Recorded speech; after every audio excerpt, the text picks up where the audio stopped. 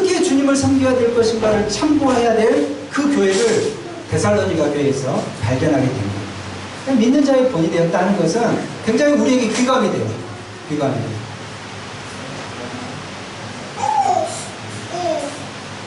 근데 어떤 점이 그런 모든 사람들에게 본이 되었을까요?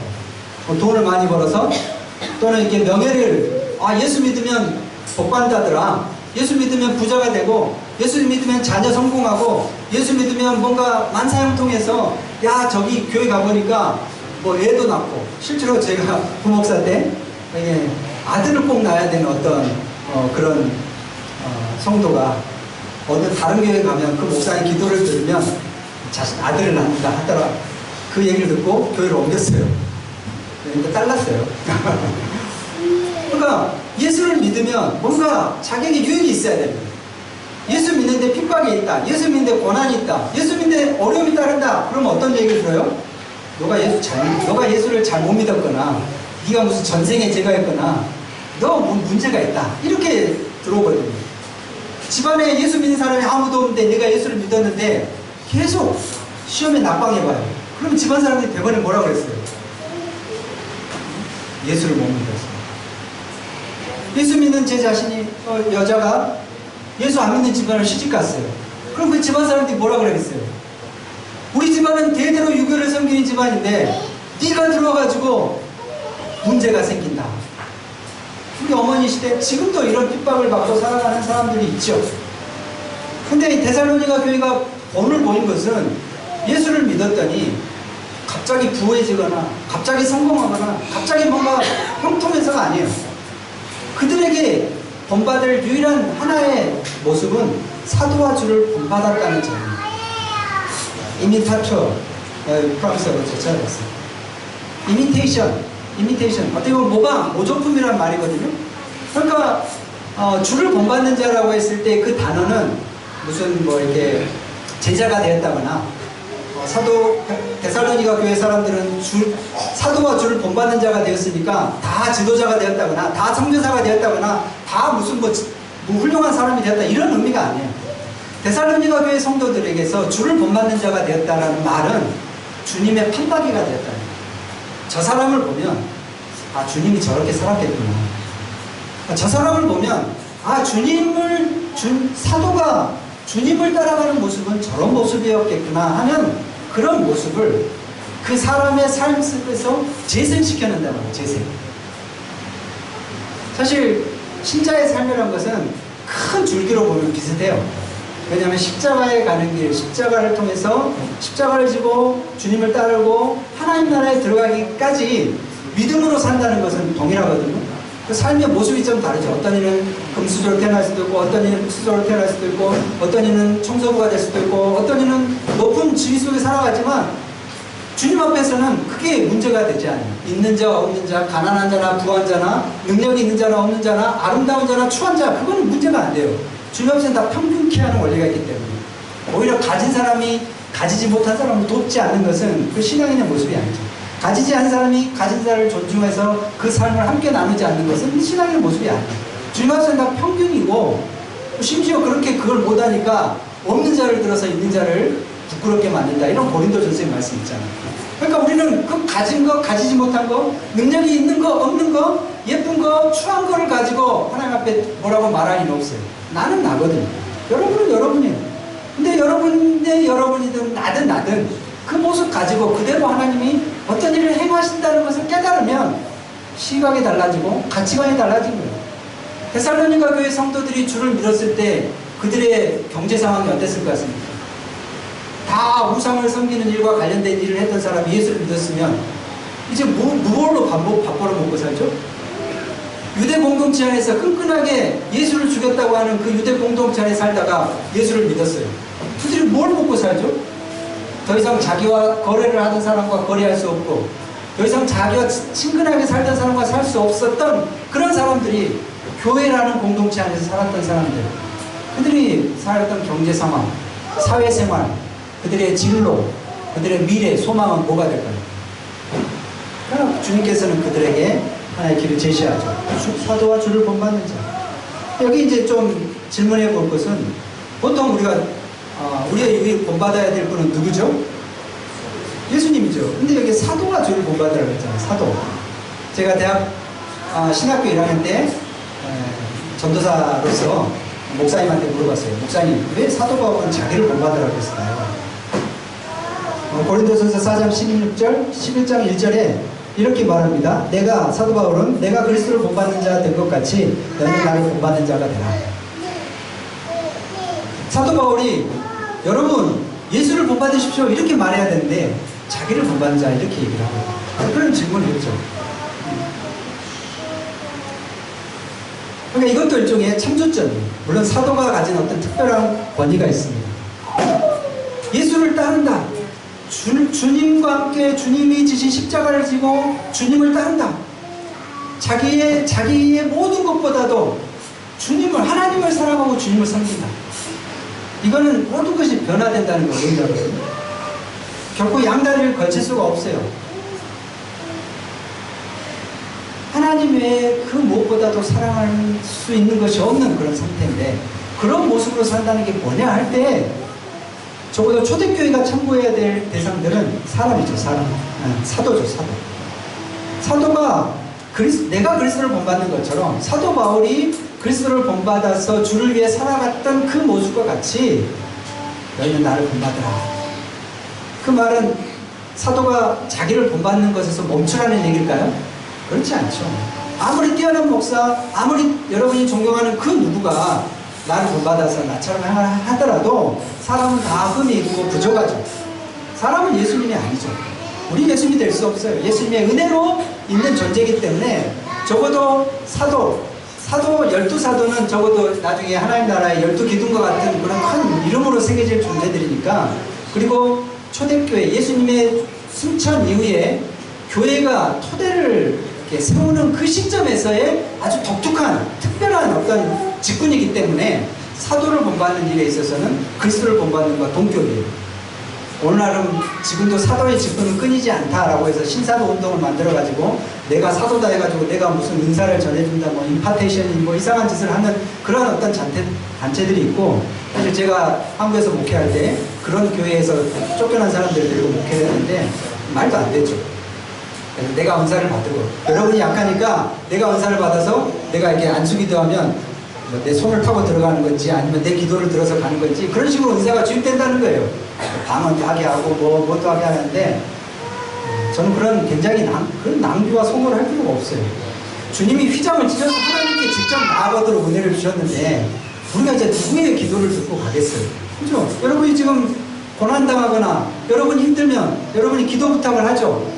저한테 제가 기도한다고 여러분이 응답이 될까요? 사실 여러분이 누군가에게 기도 부탁을 한다는 그 자체가 그 영혼의 목마름을 하나님께서 들으신 거거든요. 교회 앞에 자기의 부끄러운 좀 연약한 기도 제목이지만 교회 앞에 자기 기도 제목을 낸다. 그것 자체가 굉장히 저는 하나님 앞에 자기를 드러낸다는 거죠. 왜? 어떤 면에서는 요한일서 같은 성경에 보면은 눈에 보이는 형제도 사랑하지 못하는데 보이지 않는 하나님을 사랑한다고? 사실 그 말씀에서도 엄청 많이 깨어지는데 그게 하나님을 사랑하는 기준처럼 내 마음에 있다고 하면 굉장히 부담이죠. 왜? 우리는 인간적인 사랑을 하거든요. 눈에 보이는 사랑을 하거든요. 아니면 계산을 하거나 따지거든요. 그런 식의 사랑을 하기 때문에 우리에게 있어서는 너무 부족해요. 어떤 경건하고 어떤 뛰어난 사람이든 본받을 수 없지만 적어도 초대교회가 세워지는 이 시점에서 주를 본받아야 한다 했을 때, 그리고 또 하나 중요한 점은 초대교회 당시 이 데살로니가 교회 당시에는 성경이 완전히 기록되어서 우리처럼 이렇게 성경을 갖고 다닐 수 있는 그런 상황이 아닌 시점이기 때문에 뭔가 참고해야 될 것이 있는 거예요. 사도죠. 사도의 복음. 그래서 서신서를 교회들이 돌려가면서 읽고 율법을 누군가가 설교해야 들을 수 있는, 지금처럼 성경이 너무 흔해가지고 뭐 이렇게 안 가지고 다녀도 되나. 이제는 스마트폰 하나로 들어왔지만 여전히 내 성경이 아닌 것 같아요. 성경은 가지고 있다고 생각하지만 여전히 내 성경이 아니에요. 그런 어떤 모습이지만 적어도 초대교회 당시에는 사도가 하나의 모범이 됐다. 사도의 삶은 철저히 그리스도 중심적이고 그리스도를 향한 삶이었어요. 그래서 사도는 그리스도를 본받는 삶의 모범이었어요. 그러니까 사도를 본받으라 하는 말은 결국 그리스도를 본받는 말과 같은 뉘앙스다. 그래서 그런 질문을 하면 이제 질문을 하겠죠. 오늘날 그리스도를 어떤 보여주는 삶을 살아가는 주변에 많은 사람들이 있을 수 있잖아요. 아, 어느 목사님은 정말 양복 한 벌로 살고 정말 검소하게 살았구나. 신자는 저렇게 살아야 돼. 4세기 교부들이 사막으로 들어갔어요. 자신의 우리 평화의 기도로 잘하는 그 노래 작사한 사람이 누구죠? 주여 나를 평화의 도구로. 갑자기 생각이 안 나요. 그런 사람들은 다 뭐예요? 자기의 부를 내려놓고 다 가난한 사람들과 함께 살았거든요. 그 모습 자체는 주님의 모습을 보게 하지만 우리가 그 사람에게 머물러서는 안 되죠. 그 모습 이상으로 사실은 주님께 나아가야죠. 그러니까 오늘날 많은 사람들이 자기를 본받고 누군가를 본받을 수 있어요. 멘토. 누군가 이 사람 나의 멘토다. 멘토 없는 사람은 꼭 없는 것처럼 하죠. 나의 멘토는 주님인데 누군가 멘토를 꼭 만들어야 돼요. 그래서 이 사람이 나의 멘토다고 말하면 뭔가 좀 있는 사람처럼 여겨지지만 그러나 성경이 기록되고 우리에게 성경이 있는 이상 우리가 본받아야 할 지금의 유일한 분은 그리스도로 충분하고 완벽합니다. 잠시 사람을 참고할 뿐이죠. 저 사람이 주님을 섬기는 모습, 저 목사님이, 저 성도가, 저 초신자가 주님을 찬양하고 하나님을 예배하는 모습, 하다못해 우리 아이들이 목이 찢어져라고 찬양하는 저 모습에서 좀 도전이 돼요. 왜? 우리는 안 하거든요. 목소리가 아까워서. 우리 아이들은 뭐 과자 하나 주면 좋아하라 교회 와요. 근데 어른들은 교회 안 와요. 오늘 무슨 일 생기면 교회 안 와요. 목사님 오늘 좀 교회에 일이 생겨가지고요. 구약으로 하면 돌에 맞은 일인데 그런 설명은 안 하죠. 왜? 교회는 잃을까봐. 또 해필 또 늦게 들어와가지고 태경이한테 하는 말 같지만 뭐 시간을 낸다든지 주님 앞에 나왔는데 내가 하나님 앞에 나온지도 모르고 그냥 멍하니 앉아가지고 자기 하고 싶은 거 교회 와서 다 해요. 하나님을 예배하라고 그리스도를 본받기 위해서 교회 다니는데 그 방향을 잃어버려요. 그 방향을 잃어버리면 어떤 삶을 살아가냐? 사도와 주님을 본받으라고 하는 그 방향을 상실할 때 생기는 오류가 여기에 있어요. 이게 뭐냐면 마리아 승천 기념교회거든요. 한국에도 어느 천주교 가보면 마리아 승천 기념일 이런 교회 이름을 써놔요. 마리아는 죄 없는 예수님을 낳았기 때문에 마리아도 죄가 없다. 무흠. 그리고 무흠 수태했다. 그리고 이제 교리를 만들어가지고 이제 마리아는 죽지 않고 승천했다. 예수님과 동격에 나버려요. 그리고 로마 카톨릭은 수많은 성인들을 기념해요. 11월 1일이 성인들의 날이잖아요. 이제 옛날에는 원래 성인들의 날은 그냥 순교자들을 기념했다 이런 정도였는데 이제는 뭐 이름도 알 수 없는 많은 성인들을 본받자고 하는 거죠. 어떻게 보면 사도와 주를 본받는 자의 말씀에 대한 오류죠. 그리스도를 본받아야 그리스도를 향해야 되는데 머물러 버립니다. 누구누구 성인, 어떤 성인에게서 뭘 받았다고 하는 그분, 자기 이름을 이제 성인의 이름을 달고 다니잖아요. 제가 증평에 있을 때 제 교회 옆에가 카톨릭이었어요. 그 가을에 행사를 해요. 행사를 하면 마리아 상 앞에서 아베 마리아를 부르면서 마리아에게 사랑의 편지를 써요. 우리가 마치 주님께 고백하듯이 기도하듯이 사랑하는 마리아님 우리의 기도를 들으셔서 감사합니다. 참 주님이 모독당하는 그런 순간이라고 저는 생각해요. 그리스도를 닮으라고 했는데 그리스도를 닮는 그 어떤 교묘함 속에서 사도를 닮으라는 어떤 교묘함 속에서 그 시선을 사람 수준으로 낮추고 사람 수준에서 조금 높은 사람을 낳아서 이 사람 정도는 닮아야 너는 갈 수 있다고 층을 만들어버려요. 그건 굉장한 문제입니다.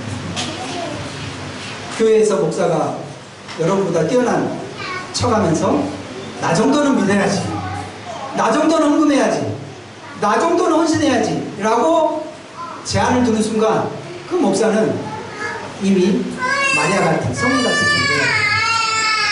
여러분이 가야 하고 여러분이 봐야 될 분은 누구예요? 그리스도를 닮는 거예요. 그 그리스도의 교통이 없이는 우리는 목마른 상황이에요.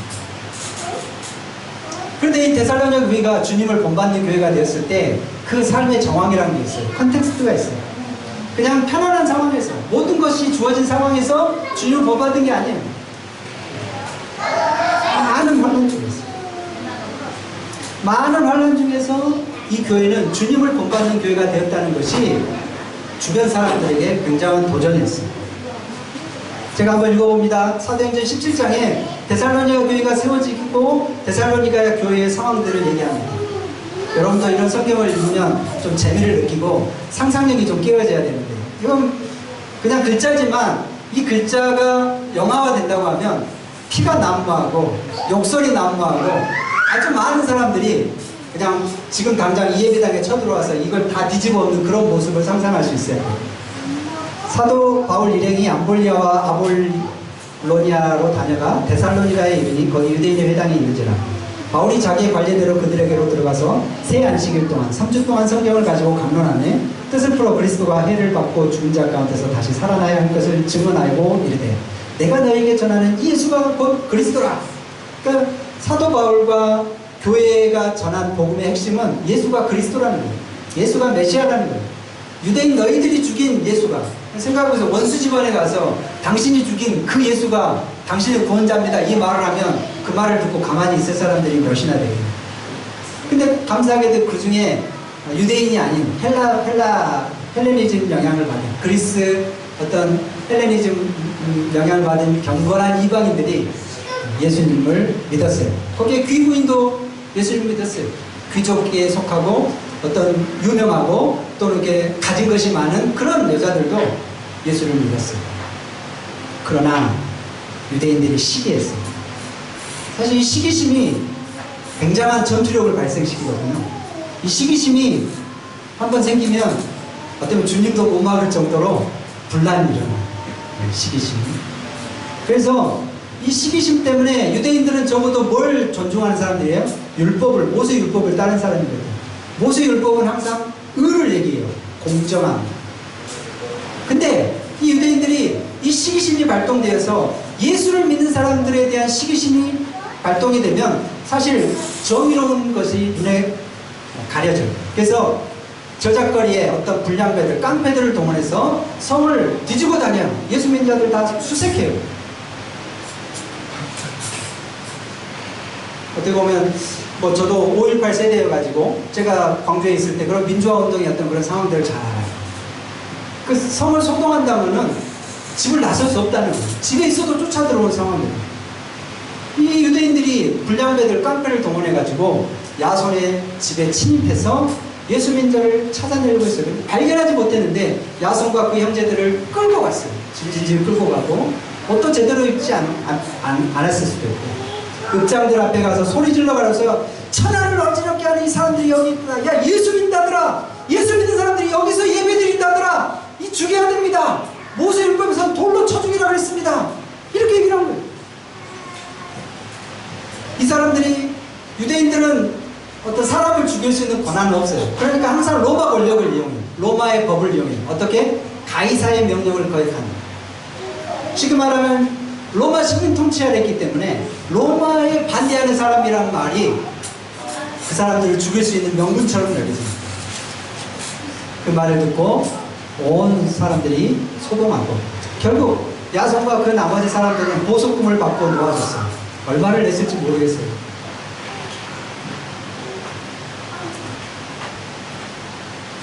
근데 이 유대인들은 여기에서 그치지 않아요. 이 데살로니가에서 좀 내려가면 베레라고 하는, 마치 여기서 그로노블에서 소동을 벌이다가 알베르빌에 복음을 전하는 일을 듣고 이 유대인들이 또 시기해서 소동했어요.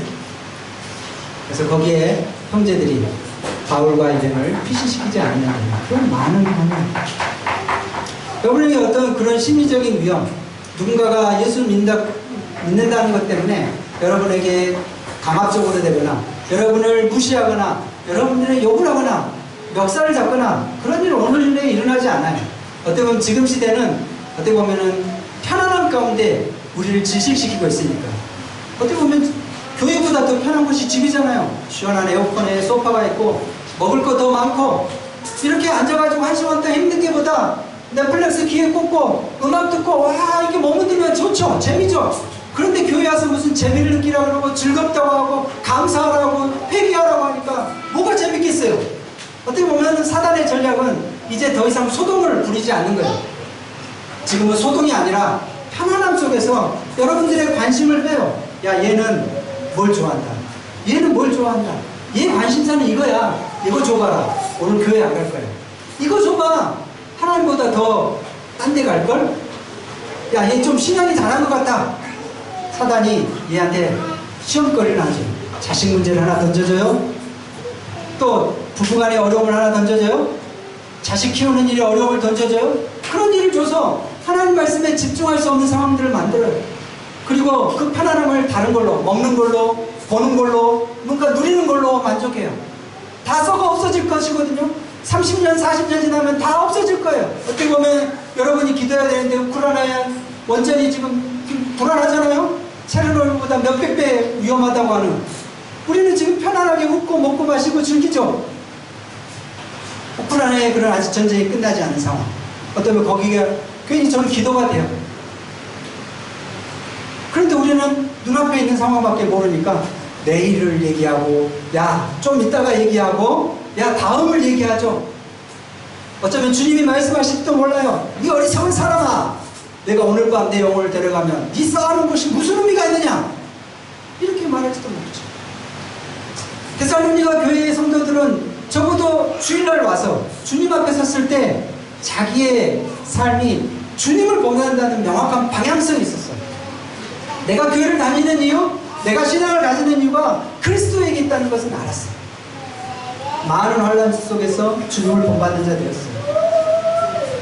얼마 전에 제 동료였던 대학 동창이었던 중국 선교사가 추방됐었어요. 중국에서. 중국이 올해까지 선교사들을 다 추방하겠다고 난리죠. 그래서 그 선교사님 가정도 공안들이 들어온다는 걸 알고 남편하고 자식들은 피신시켰는데 자기는 못 피했어요. 그래서 자기하고 자기 옆에 있는 여자 선교사님이 같이 투옥됐어요. 열흘 동안 슬립방만 신고. 그리고 열흘째가 됐을 때 집에 한 번만 가자 이렇게 부탁을 했는데 절대 노. 바로 그 자리로 비행기 태워서 한국에 보냈어요. 그 간증을 하는데 너무 마음이 아프더라고요.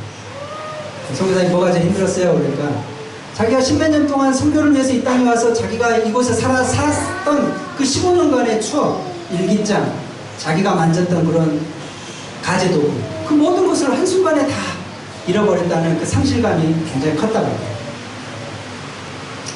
그런 핍박이 아직 현실에도 있는 거예요. 지금도 있는 거예요. 물론 그분은 감사하게도 다시 힘을 내서 하나님의 은혜죠. 다시 대만으로 선교를 떠났어요. 그러나 여전히 그 상처는 있어요. 많은 선교사들이 그렇게 가요. 많은 개척교회 목사들이 그렇게 일해요. 그러나 그런 현실이 지금에만 있는 게 아니에요. 여러분이 프랑스 역사를 좀 들여다보면 이게 지금 광야박물관이라고 저기 비브아스에 있는 광야박물관에 있는 한 400~500년 전에 기독교인들이 당했던 그런 핍박을 재현해 놓은 그런 모습이에요. 갤리선이에요. 갤리선. 우리는 갖고 다니기 싫어 힘들어하는, 불편해하는 그 성경책을 읽는 것 때문에 잡혀가고, 그 성경책을 설교했다는 것 때문에 목사는 죽임을 당하고, 그 믿음 때문에 모였던 교회는 다 흩어져서 남자들은 노예 무역선에 팔려가서 자기의 젊은 인생들을 다 허비해야 돼요. 여자들은 감옥에 갇히고, 자식들은 다시 카톨릭 기숙사에 보내져서 카톨릭 교리를 배우는 이상가족이 되고, 그리고 공개 처형이 되는 그러한 상황이 되고, 그 공개 처형을 당했던 사람들의 이름들이 저렇게 있어요. 이게 이 땅의 역사예요. 이 땅이 어떤 모습이든 간에 이 땅은 선교지예요. 복음이 뿌려졌지만 복음을 다 불살라버린 이 땅에서 저와 여러분이 이곳에서 하나님을 예배하고 복음 가운데 살아가요. 근데 여러분이 주를 본받는 자로 살지 못한다고 하면 우리의 가치가 뭘까요? 집 사는 거, 자식 잘 키우는 거, 내가 잘 되는 거, 내가 성공할 걸 것이고, 30년 지나고 40년 지나면 다 썩어 없어질 것. 그것이 무가치하다는 거 아니에요. 그 무가치한 것을 비난하는 것도 아니에요. 그렇게 살아가는 삶의 현실을 여러분들 정죄하는 것도 아니에요. 그렇게 살아야 돼요. 먹고 살아야 됩니다. 버텨야 되니까. 그런데 주님 앞에 가서 어떤 말을 하실 수 있겠어요? 내가 너에게 재능도 주고, 내가 너에게 능력도 주고, 내가 너에게 물질도 주고, 내가 너에게 실력도 주고, 내가 너에게 건강도 줬는데 너는 너를 위해서만 살았구나. 이 가난한 땅, 이 영적으로 황폐화된 이 땅에 너가 프랑스 땅까지 왔는데 주를 본받는 자, 주를 섬기는 자, 주를 예배하는 자로 살지 못하는 그 모습이 내가 너무 마음이 아팠다. 너를 구원하기 위해서 나는 내 아들 예수 그리스도까지 다 배워줬는데 너는 나를 위해서 겨우 네 가족, 네 행복, 겨우 내 자신의 어떤 일신상의 이유만을 위해서 그 기나긴 삶을 다 보냈느냐? 여기는 멜랑돌이라고 하는 말도파 유적지예요. 여기는 종교개혁보다 더 이전이에요. 어떤 종교개혁의 배경이 있던 곳이에요. 여기는 그 사람들이 살던 섬이에요. 그 남북 프랑스에 가보면 말도파 유적지가 엄청 많아요. 그 당시에 카톨릭이 개신교인들을 이렇게 죽이기 위해서 만든 게 드래곤 병, 용기병이라고. 용기병. 철갑을 입고 말을 타고 하는 그 용기병이라고. 긴 창을 들고.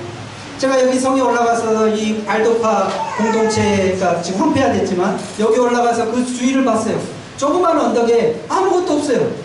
거기에 용기병들이 한 1000명씩 예를 들어서 창과 칼을 들고 우리를 잡으러 온다고 생각하면 거기에서 나는 이 복음을 위해서, 십자가를 위해서 그냥 죽어갈 수 있을까? 굉장히 도전이 됐어요. 이때 이 용기병들은 이 마을을, 그 주변 마을들을 학살하면서 여자들을 다 욕보이고 많은 사람들을 이렇게 죽였어요. 이게 사진이죠. 이거 1545년 4월 18일 그 어떤 사람들의 어떤 메모리, 어떤 기념이죠. 용서는 안에 있지 말자, 이 말을 후손들이 다시 세운 거예요. 여기 보면은 요한복음 1장에서 어둠 속의 빛이라는 그 말이 그 발도파들의 마음속에 있어요. 종교개혁자들은 어둠 후의 빛이라는 말을 가지고 있습니다. 그 카톨릭이 모든 사람들의 생각을 사로잡고, 어떻게 보면은 이방 땅, 하나님을 알지 못하는 땅에서 누가 빛이었어요? 발도파가, 위구노가, 교회가 빛이에요. 막세유는 모스크가 90개에 90개. 새벽 3시 반에 일어나서 성경을 나눠준 선교사님과 함께 한국에 갔어요. 아프리카로 가는 많은 모슬렘들에게 성경을 나눠주는 사역을 하시는 분을 돕기 위해서 갔어요. 가는데 모슬렘 모스크 옆을 지나면서 새벽에 기도하러 들어가는 그 모슬렘들이 왔어요. 그들은 시간만 되면 자리를 깔아놓고 기도하죠. 근데 그 모슬렘 땅에 또는 이 프랑스 땅에 새벽에 기도하는 사람이 누가 있어요? 그렇지만 한국교회는 새벽 기도 또는 밤마다 기도하는 철야 기도, 그런 것이 있어서 한국에 어떤 부흥을 주셨던 거죠. 누가 기도해야 됩니까? 빛은 여러분들이 해야죠. 우리가 해야죠. 그런 많은 환난 속에서 하나님의 교회는 주님을 본받는 자가 되었어요. 여기서 질문하게 돼요. 왜 하나님은 성도에게 환난을 주시나?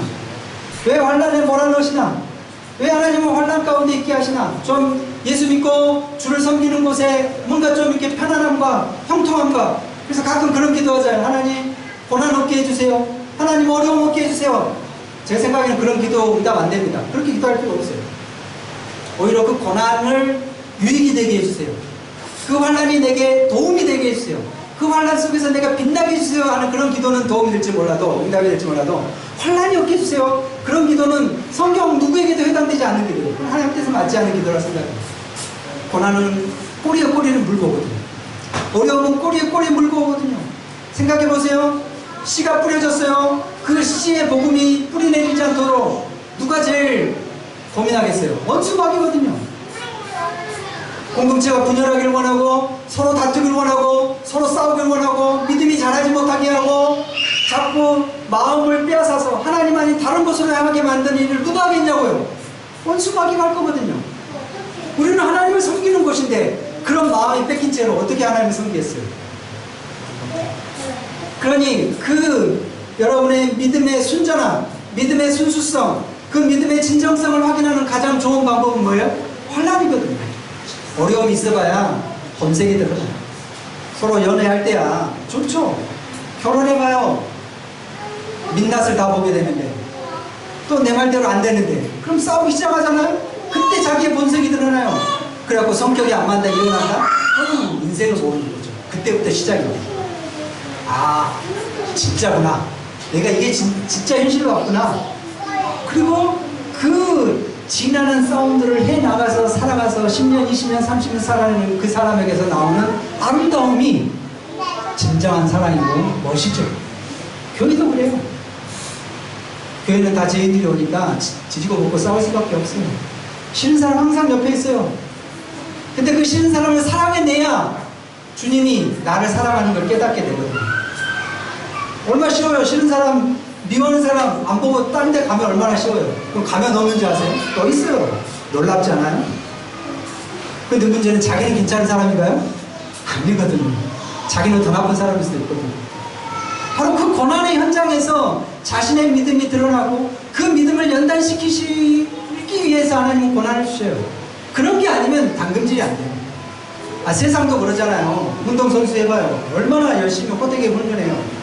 왜 호되게 훈련해요? 그냥 편하게 정해가 내일 10시에 시합한다. 내일 9시 반까지 놀다가 와. 이런 선수고 이런 감독이 어디 있어요? 그러면 주전이 안 돼요. 왜요? 놀다가 왔으니까 몸이 안 풀렸어요. 부딪히면 사고 나요. 그 다음에 좀 가면 지쳐버려요. 10km를 뛰어야 되는 10km를 안 쉬고 운동장에서 뛰려고 하면 매일같이 10km를 연습해야 그때 휴전이 발휘하는 거 아니에요? 신앙도 마찬가지죠. 성경 한번 주일날 반짝 들었다가 긴 거 같고 일주일 내내 하나도 안 듣고 딴 생각하고 어문 생각하고 다른 얘기 듣고 하다가 내가 구원에 확신이 있나? 당연히 안 생기죠. 무슨 재주로 생깁니까? 주일날 잠깐 기도하자 그랬는데 기도하는 동 마는 동 딴 생각하다가 자 기도하세요. 나는 기도 못하니까 목사님 해주세요. 그게 무슨 자기 기도입니까? 내 기도지. 그러니까 저한테 많이 부탁하세요. 나 기도 좀 많이 하고. 우리 청년들이 적어도 이 한 달이라도 아니면 1년이라도 성경을 정말 이렇게 물어뜯듯이 내가 정말 신앙이 뭔가 하는 것을 좀 알고자 하는 마음으로 읽어보면 하나님께서 그걸 깨닫게 해주시지 않을까요? 하나님께서 연단을 주시는 이유는, 환난을 주시는 이유는 우리를 당금질하는 거예요. 하나님의 백성으로, 하나님의 격에 맞는 사람으로 만들어 가시겠어요. 그리고 그 사람을 모범으로, 귀한 사람으로 만들어서 그 사람에게서 그리스도의 향기가 좀 풍겨나게, 그리스도의 냄새가 좀 풍겨나게. 여전히 교회를 다니는데 세상 사람인지 안 믿는 사람인지 전혀 모르겠어요. 그게 잘 믿는 줄 알았어요, 처음에는. 근데 그게 아니더라고요. 자기의 선을 분명하게 해야 된다는 것이 나이가 드니까 더 분명해졌어요. 먹든지 안 먹든지 하든지 안 하든지가 나이가 들면서 좀 명확해지는 것이 인생이고 하나님 앞에서 인생이에요. 그 세상도 마찬가지예요. 근데 여전히 물에 붓한 듯 물에 붓한 듯 수에 붓한 듯인가 모르겠어요. 그렇게 살아요. 교회 와도 뭐 그냥 오늘 교회 갔다 왔다. 그게 무슨 자기 양심에 보호책이 되는지가 아니에요. 또 집에 가서 사람들한테 나도 너희들 같이 똑같이 행해. 나도 똑같아. 나도 별로 다르지 않아. 그 말 하면서 부끄러워야 되는데 부끄러워하지 않아요. 이상하게. 하나님께서 왜 연단을 주시나? 왜 어려움을 주시나? 연단하고 하나님께로 나오라고 하는 사인이에요. 사인. 좋을 때 누가 나와서 기도하나요? 어려울 때 다 기도하죠. 부모가 되보세요. 고3 기도에 열심히 나옵니다. 고3 기도에 끝나보세요. 이제 기도 안 해요. 언제 또 기도하는지 아세요? 결혼할 때 기도해요. 자식 결혼할 때. 그리고 또 자식 결혼하면 열심히 기도하다가 기도 안 해요. 또 언제 기도하는지 아세요? 자식이 애 낳을 때. 그리고 병들 때 기도하겠죠. 그런데 데살로니가 교회는 이런 많은 환난 속에서 주님을 본받는 자가 되었고 많은 주변 사람들한테 하나의 모델이 됐어요. 주님을 모방하는 자, 주님을 흉내내는 자. 나는 주님처럼 살 자신이 없기 때문에 주님의 삶을 겉과 속이 다른 위선과 거짓으로가 아니라 나 정말 주님처럼 살고 싶다 해서 주님처럼 살아보고 주님처럼 말해보고 주님처럼 행동해보고 주님처럼 호주머니를 열어보고 주님처럼 내 삶을 들여보는 그런 삶을 살았던 것이 데살로니가 교회여서 그 주변 교회들한테 본이 되었어요. 그런 원동력이 어디 있을까요? 자기 힘으로 하면 얼마 못 가요. 같이 읽어봅시다. 시작. 또 너희는 많은 환난 가운데서 성령의 기쁨으로 말씀을 받아 우리와 주를 본받는 자가 되었으니. 성령의 성령의 존재가 보입니까? 보이지 않아요. 그러나 여러분들이 하나님을 아버지라고 부르고 예수님을 나의 구원자라고 고백하는 그 고백이 진짜라고 하면 그 고백을 하시는 분은 누굽니까? 성령이에요. 그냥 교회 와서 성찬 떡 먹으라고 하니까 그냥 먹고 교회 와서 세례 받으니까 세례 받았어도 좋아요. 그러나 적어도 예수님이 나는 죄인인가? 죄인입니다. 날 죄에서 보내신 분이 예수님밖에 없습니까? 믿습니다. 하나님은 나의 아버지십니까? 온 땅의 주인이십니까? 창조주십니까? 믿습니다. 라고 말하게 하시는 분은 성령 하나님입니다. 그분이 우리 안에 있어요. 충만하게 있어요. 그 고백을 할 때 뜨뜻미지근하게 있거나 약하게 있는 분이 아니에요. 성령님은 임하실 때 이미 충만하게 임해요. 문제는 내가 그걸 잘 모른다는 거예요. 왜? 내가 그분이 임한다는 것을 잘 알고 그분이 나에게 역사하신다는 것대로 살아가겠다, 따라가야 되는데 내 관심사는 다른 데 있거든요. 주님이 내 안에 있네? 그래, 여전히 나는 내 힘으로 할 거야.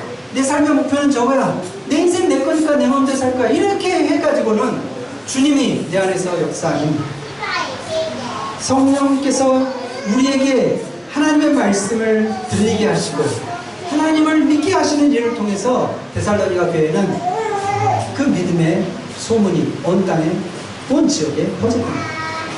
두 번째는 성령의 기쁨이에요. 성령의 기쁨으로 말씀을 받았어요. 사실 기쁨이 없으면 얼마나 괴로워요. 그렇죠? 기쁨이 없다면 괴로워요. 교회 오는 거 사실 우리 아이들 얼마나 괴롭겠어요. 어리니까 데리고 오죠. 근데 우리 아이들이 어느 순간 기도를 한다거나 찬송을 한다거나 감사를 한다는 거 볼 때 부모가 얼마나 기뻐요. 나이 든 어른들이 갑자기 주님께 기도하는 걸 보고 우리 아버지 하나님이 얼마나 기쁘실까요? 그 기쁨이죠. 그 기쁨이 어디서 흘러나오냐? 성령께서 주시는 거예요. 기쁨은 성령의 열매면서 하나님 나라의 특성이에요. 의와 평화와 기쁨은 하나님의 속성이에요. 그런데 사람들이 다 주변에 보면 기뻐하는 척하면서 살잖아요. 우리 주변에 술 마시면서 기뻐하고 돌 불면서 기뻐하고 지금 바캉스니까 놀러 가면서 기뻐하죠. 그 기쁨은 어떤 기쁨이에요? 성령의 기쁨이 아니에요. 그 기쁨은 위선과 과식과 포장된 기쁨이에요. 돈이 없으면 사라지는 기쁨, 술이 없으면 더 큰 고통이 생기는 기쁨, 그리고 바캉스가 끝나면 월요일날 다시 직장에 가야 된다는 아주 일시적이고 아주 짤막한 기쁨이에요. 그 기쁨들을 하나님이 왜 줬을까요? 한편으로는 영원한 기쁨을 알도록 주신 거예요. 근데 영원한 기쁨을 바라보지 못하고 눈에 있는 기쁨만 날마다 뭔가 진짜 오늘은 술로, 내일은 친구로, 모레는 영화로, 내일은 산으로, 다음은 바다로 기쁘게 사는 거예요. 기쁨을 만들기 위해서 더 큰 기쁨을 만들다가 마약에 손을 대고 더 큰 기쁨을 만들다가 중독이 되고 그러다가 망가지는 거예요. 죽음의 허무함에 이르는 거예요. 그 기쁨을 싹 가져가 보세요.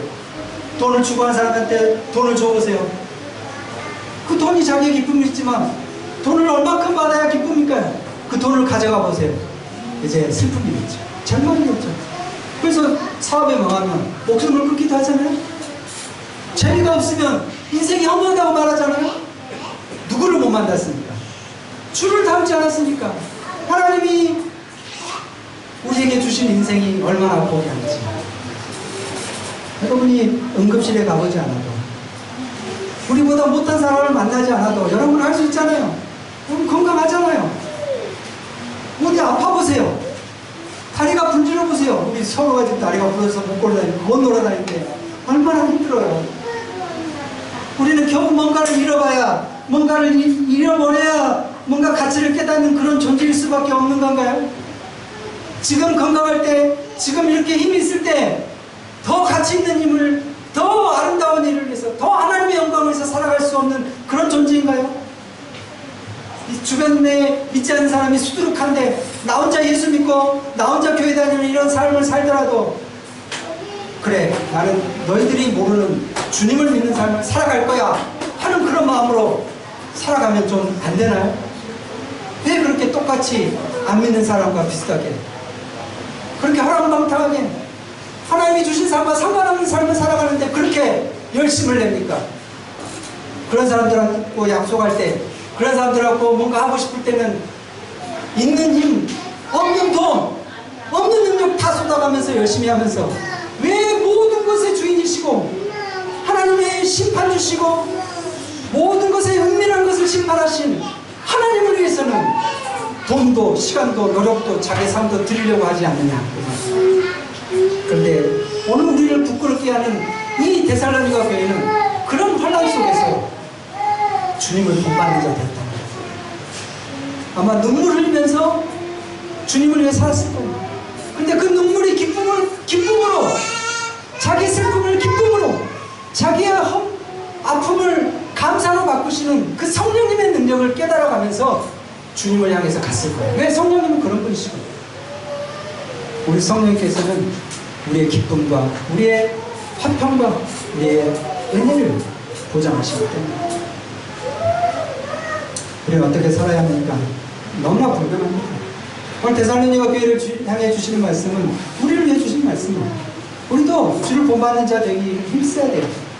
힘쓴다는 것은 가만히 앉아있으면 되는 게 아니에요. 성경도 읽어야 되고요. 여러분 신자가 된다는 것은 성경도 읽어야 됩니다. 예배 열심히 나와야 됩니다. 주님 앞에 자기를 드려볼 줄도 알아야 돼요. 하나님 사랑과 이웃 사랑처럼 하나님이 나를 사랑한 것을 알면 할수록 이웃을 사랑하는 사람이 될 수밖에 없는 존재로 변화되는 그런 삶이에요. 근데 저는 저게 들어오는 돈은 제게 아니에요. 시간은 제게 아니에요.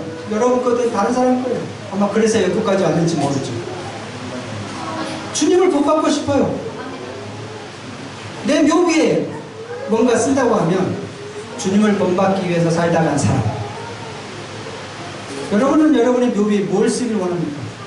업적, 성공, 세상 잘 살았다. 사람들이 인정해주는 정도로 가겠습니까? 내 사랑하는 주님을 닮은 나, 이런 모습이 되겠습니다. 두 번째로 말씀을 끝까지 붙드십시오. 성령 안에서. 성령께서는 말씀을 받게 해주실 뿐 아니라 기쁨으로 그 말씀 가운데 살아가게 만드실 것입니다. 오늘 이 교회를 향해 주신 말씀은 저와 여러분을 향해 주신 말씀입니다. 우리 모두가 이 프랑스 땅에서 아니면 여러분이 속한 자리에서 교회를 다니고 하나님을 믿는다는 것은 야, 이런 사람이네 라는 것을 좀 참고해 볼 수 있는, 좀 재생시켜 줄 수 있는 그런 삶을 살겠다라는 그런 마음을 가질 수 있다면 참 하나님께서 오늘 우리에게 큰 은혜를 주신 줄 압니다. 기도하겠습니다.